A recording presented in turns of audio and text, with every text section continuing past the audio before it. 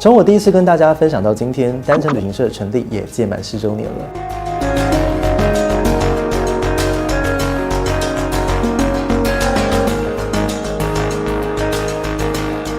但是面对死亡，其实你是有很多东西是不清楚的，你不知道怎么办。就我常在比喻，一个人倒下来死亡，其实他有一头拉骨的事情要处理跟面对。可是家属他可能人生当中第一次碰到这个问题，所以他其实是被礼仪公司就是半推半就，一直往一个方向去推进。那所以他做了很多他自己根本就不清楚的决定。所以等到我们后来，其实很多时候会跟家属成为好朋友。那事后会跟他们问或者聊天的时候，他们常会讲说，假设如果能够让他们重来一次，他们绝对不会选择当初那样子的模式。对，那我就觉得说，其实无形当中那也是家人一个很深的遗憾，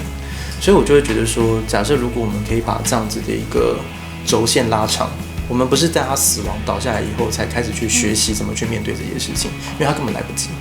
对，而是我们能不能够有机会，就是在他还没有碰到死亡，甚至他可能还没有生病，但他很健康的时候，就可以开始去思索，他要如何去面对他生命最后这个旅程。那么我就觉得说，也许透过 YouTube 会是一个非常好的方式，就是我们可以把很多的这个资讯都上线，然后分门别类分类好，因为毕竟每个人的需求不一定一样。那他可以很快速的在网络上索引他的需求，然后去了解相关的一些议题，然后来判断说，那如果是他要怎么样去面对这个课题？就是死亡其实不是等到你碰上的时候再来面对，而是当你活着，你有意识到死亡跟你的生命是息息相关的时候，其实你就应该开始要去做准备。所以我们也期许，就是说我们可以去作为这样子的一个平台，然后让大家，我们不期望说我们要给所谓的标准答案，没这回事，因为我觉得每个家庭都会有自己的价值观跟风俗，我们只是把一个观点提出来，然后让大家一起来讨论，然后希望借由这样子的方式，然后彼此去探索出最适合自己的方式。对，这个频道想要传递一个讯息，就是我们最终的宗旨是希望说，透过面对凝视死亡这件事情来反思，我们要如何好好活着。就是我们这个生命人生的这个旅程当中，我们叫单程旅行嘛，就是一个只去不回的一个单程旅行。